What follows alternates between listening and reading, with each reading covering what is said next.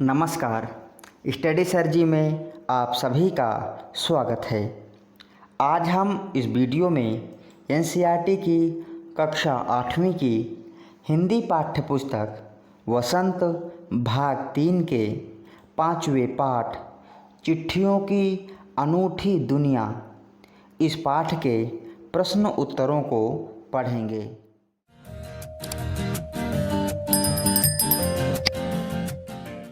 आइए वीडियो शुरू करते हैं। सबसे पहले पाठ से पहला प्रश्न है, पत्र जैसा संतोष फ़ोन या एसएमएस का संदेश क्यों नहीं दे पाते हैं। तो इस प्रश्न के उत्तर में हम लिखेंगे, पत्र जैसा संतोष फ़ोन या एसएमएस का संदेश नहीं दे सकते, क्योंकि पत्र जो काम कर सकते हैं वह नए ज़माने के संचार के साधन नहीं कर सकते।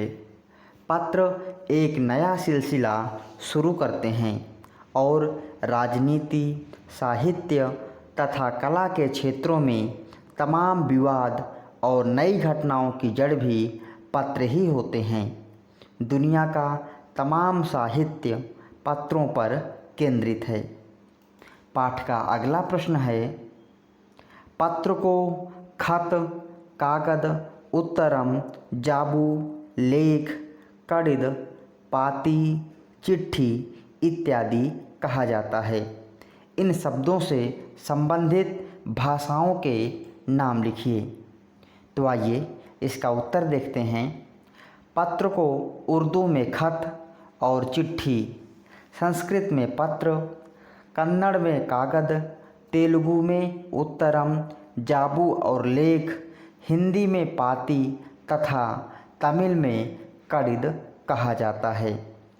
आइए पाठ के अगले प्रश्न को करते हैं। पत्र लेखन की कला के विकास के लिए क्या क्या प्रयास हुए, लिखिए।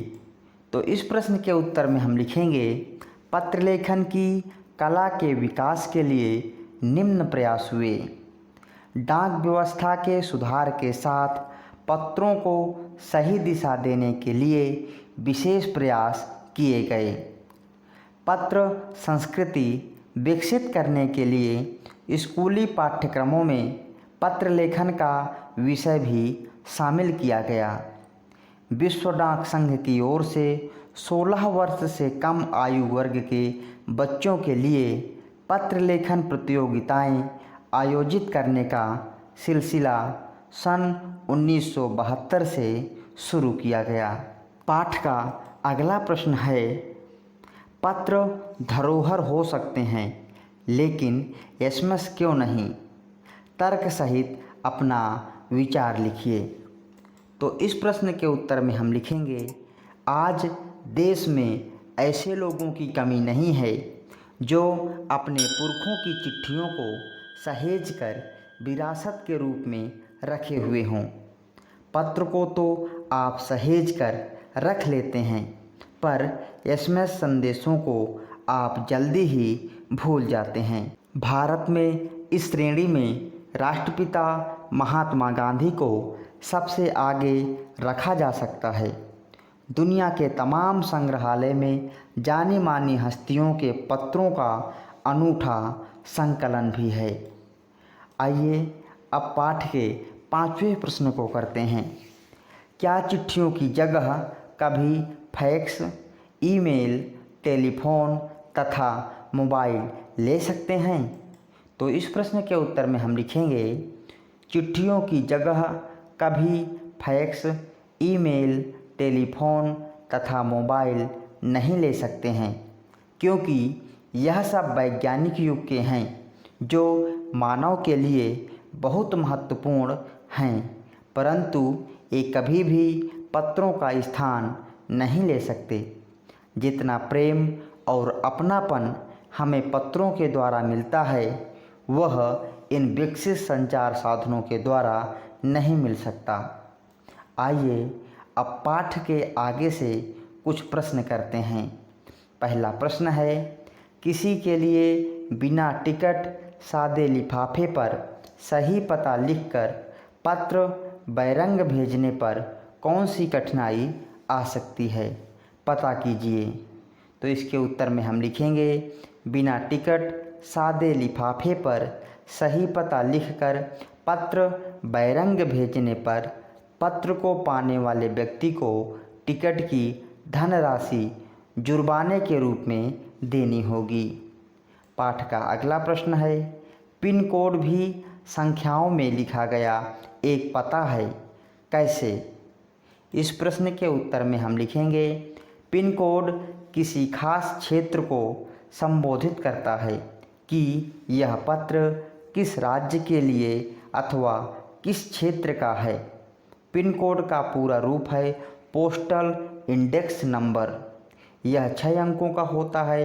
हर एक का खास स्थानीय अर्थ होता है, जैसे 1 अंक राज्य, 2 और 3 अंक उपक्षेत्र, अन्य अंक क्रमशः डाकघर आदि के होते हैं।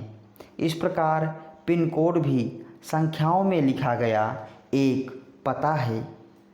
आइए पाठ के अगले प्रश्न को करें।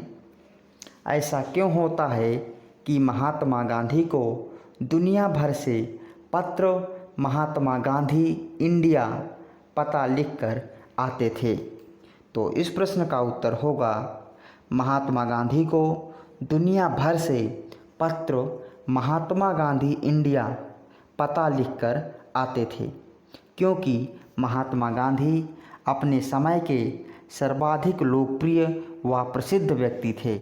गांधी जी देश के किस भाग में रह रहे हैं यह देशवासियों को पता रहता था, अतः उनको पत्र अवश्य मिल जाता था।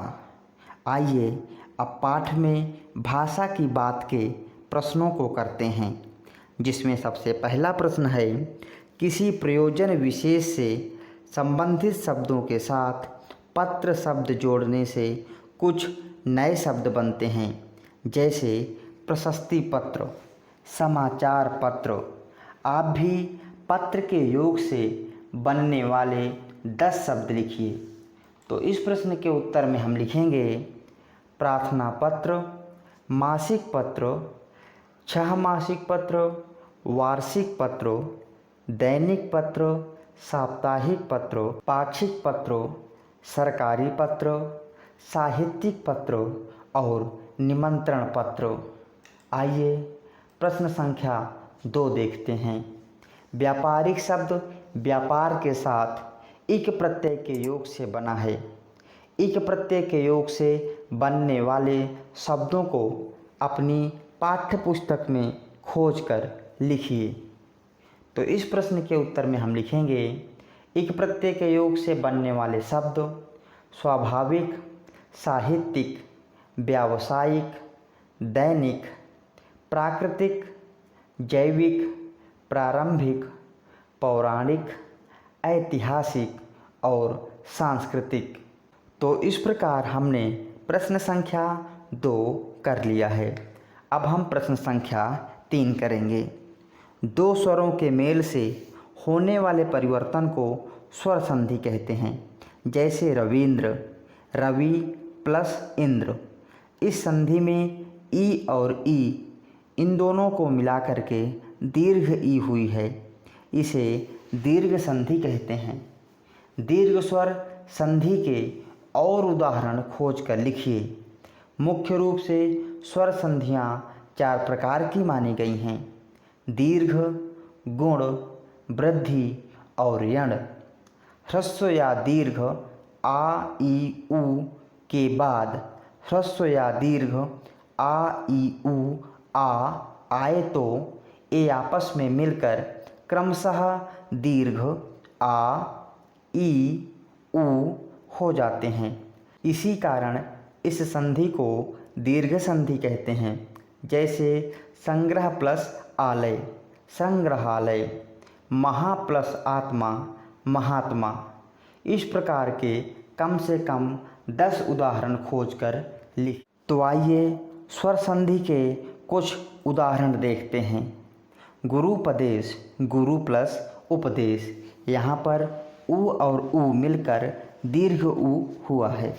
इसी प्रकार संग्रहालय, संग्रह प्लस आलय, हिमालय, हिम प्लस आलय। भोजनालय भोजन प्लस आलय। स्वेच्छा सु प्लस इच्छा। यहाँ पर उ और ई हो करके वा हुआ है, यहाँ पर यण संधि हुई है। अनुमति अनु प्लस मति। रवींद्र रवि प्लस इंद्र। विद्यालय विद्या प्लस आलय। सूर्योदय सूर्य प्लस उदय। इसी प्रकार सदैव सदा प्लस एव।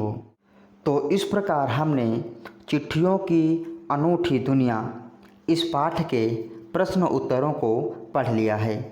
आशा करता हूँ यह वीडियो आपको पसंद आएगी। यदि अभी तक आपने हमारे चैनल को सब्सक्राइब नहीं किया है तो कृपया हमारे चैनल को सब्सक्राइब करें और हमारे चैनल के साथ बने रहें। वीडियो देखने के लिए बहुत बहुत धन्यवाद।